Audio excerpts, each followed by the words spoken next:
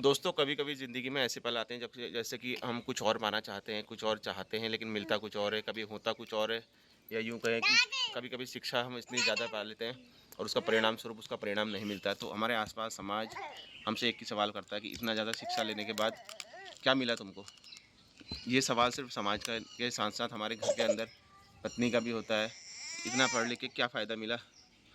तो मैं ऐसे सवाल का जवाब देने के लिए आज यहाँ पर को हाजिर हुआ हूँ, थोड़ा सा उस पर बात करने के लिए। तो मैं यहाँ पर को कहना चाहूँगा, सिर्फ शिक्षा आपको सिर्फ पैसा कमाना नहीं सिखाती, शिक्षा आपको सिखाती है जब परिस्थितियाँ आपके विपरीत हों या अनुकूल नहीं हो, वहाँ पर को आपको कैसा फैसला लेना ये आपको जीना सिखाती है। दोस्तों शिक्षा आपको बोलना नहीं सिखाती, शिक्षा आपको जब जहाँ पर को कैसी परिस्थिति में क्या पर चुप रहना है ये सिखाती है।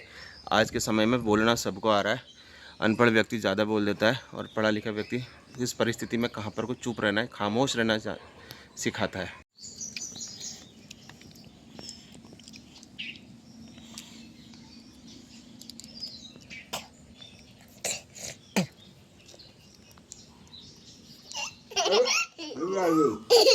तुम क्या खा रही? टॉफी।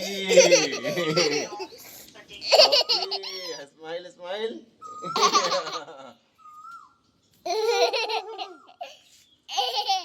जैसे मैं कैमरा लेके समूह के पास जा रहा हूँ ना, समूह दौड़ते दौड़ते भाग जा रही। बेटा टॉफी नहीं लूंगा मैं।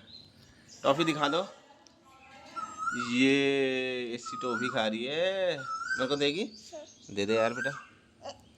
हे गाइस, गुड मॉर्निंग। शुरुआत हो चुकी है एक और नए ब्लॉग की। आज के ब्लॉग की शुरुआत हो रही है ना सुबह के 9:30 बजे से, और आज मौसम बहुत तेज़ साफ़ है और समृद्धि मेरे साथ लगातार बनी हुई हैं। एक छोटी सी टॉफ़ी है जो इनके हाथ में, उसको खाने के लिए उसका छिक्कल इनसे अभी फट नहीं पा रहा। आप लगातार बने रहिए मेरे साथ। फाइनली दोस्तों यहाँ पर को मम्मी आ चुकी है, छड़क रही है गोंद और बहुत ज़्यादा शुद्ध होने की तैयारी में। समृद्धि मेरे पास आ जा बेटा, अपनी टॉफ़ी मुझे दोगी? दोस्तों अगर हमने छोटे बचपन में अगर अपने खाते समय मुंह गंदा नहीं करा, कपड़े गंदे नहीं करे, पैंट में मिट्टी नहीं लगाई है, तो कैसा बचपन जिया बेटा। तो जब हम बहुत छोटे से बच्चों को देखते हैं तो हम हमेशा उम्मीद करते हैं कि वो बिल्कुल शैतानियाँ ना करें, बहुत ही अच्छी तरीके से कपड़े को साफ़ सुथरा रखें।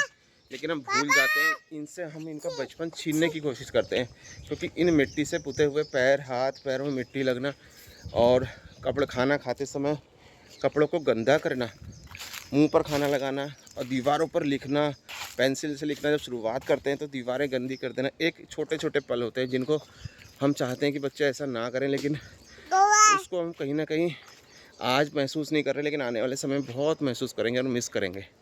ठीक है बेटा, बहुत शैतानी करना।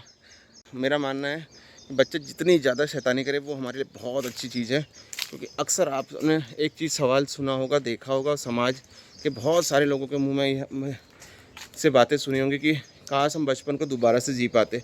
ये वही लोग हैं जो जब बचपन होता है उस समय उनकी बचपन की जो बच्चों की शैतानियों को इग्नोर करते हैं, बेकार हैं शैतानियों को, बार बार यही कहते हैं कि यार बच्चे गंदे हैं, शैतान हैं, लेकिन बाद में जाकर वो फिर से बचपन जीना चाहते हैं। इसलिए बचपन को बचपन की तरह ही जीना चाहिए ना बेटा।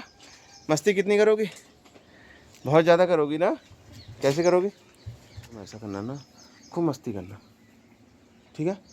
शैतानी भी करना, लड़ाई भी करना, ठीक है?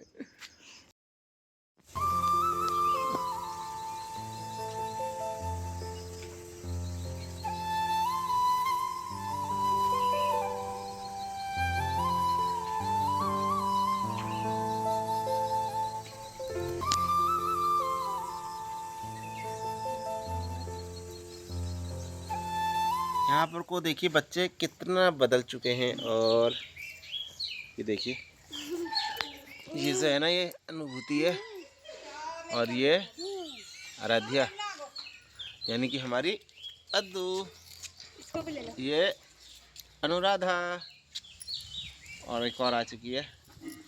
ये देखो कौन है ये बहुत दिनों बाद दिख रही है, समृद्धि। यहाँ पर को लिया जा रहा है गन्ना खाने का मज़ा।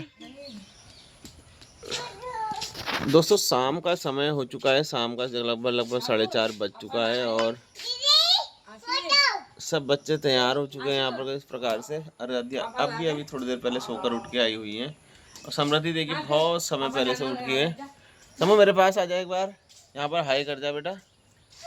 ये नज़दीक में आके, तो दूर से नहीं, पास में आके यहाँ पे से ऐसा 2 हाथ से कर दे फिर। उतना दूर चले गई। दोस्तों इस समय हम बैठे हैं, शाम का समय है, 5 बज रहा है और शाम को बैठे हैं और ये बीमार स्थिति में है।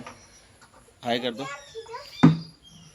बहुत ज़्यादा बीमार हो रही है, सर में चक्कर आ रहे हैं और बीपी भी बहुत डाउन हो चुका है। पिछले काफ़ी दिनों से मनोदशा इनकी भी सही नहीं लग रही है और आज आके थोड़ा सा ठीक होने की स्थिति में लग रही है। मम्मी का हाँ हो गई बेटा, देख ले, पूछ ले मम्मी से, पूछ। हाँ हो गई ना। यहाँ पर को बैठे हैं पापा, बहुत सारे लोग जान पहचान रिश्तेदार लोग पूछते हैं पापा की तबीयत कैसी है। तो मैं बता दूं ब्लॉग में, पापा इस समय बिल्कुल ठीक हैं, स्वस्थ स्थिति में हैं। और हालांकि छोटे उतार चढ़ाव जीवन में आते रहते हैं, लेकिन अपने तरीके से बहुत स्वस्थ हैं। दोस्तों ब्लॉग के माध्यम से मैं मम्मी को भी दिखाऊंगा। पापा कुशल मंगल पुस्तक। मम्मी जैसे ही मैंने ब्लॉग की शुरुआत करी तो मम्मी अपनी साड़ी आड़ी ठीक करने लगी ताकि मैं सुंदर दिखाई दूँ। ये देखो मम्मी, ये दिखाई दे रही है, कपड़े शानदार तरीके से तैयार होकर आएगी मेरे पास। ये देखो आ गई। देखो, हाँ देखो, हाथ ला दो। ये देखो मम्मी ने भी हाई कर दिया। अद्दू को देखो, अद्दू बहुत स्टाइलिश बाल बना के आई है। देखो आप देख रहे होंगे ब्लॉग में, वो देखो पीछे सर में चुटिया देखिए, अद्दू की चुटिया दिख रही है। और अन्नू कहाँ है? अन्नू, अन्नू को बुला के लाओ जल्दी। दोस्तों यहाँ पर कोई अनुभूति अभी मेरे पास सामने नहीं है, लेकिन बहुत जैसी आएगी मैं उसको बुला के लाऊंगा और उसको ब्लॉग में शामिल करते हैं। दोस्तों यहाँ पर अनुभूति आ गई है। अनुभूति भी हल्का सा वायरस से पीड़ित बीमार हो रही है। अब ठीक है ना बेटा? Okay bye bye.